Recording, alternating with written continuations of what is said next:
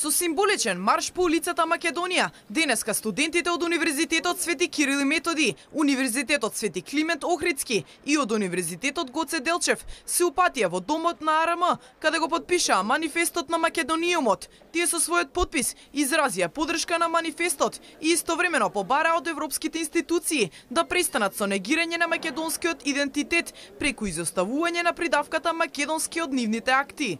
Ние сакаме да порачаме уште еднаш дека и ние сме македонци, ние сме младината на оваа земја, ние сме движечка сила во оваа земја и сакаме да бидеме третирани онакви какви што сме. Ние сме македонци, нашиот јазик е македонски. Ние сме македонци и сакаме понатаму да живееме и да создаваме во држава каде што никој нема да не го спорува македонскиот јазик и идентитет.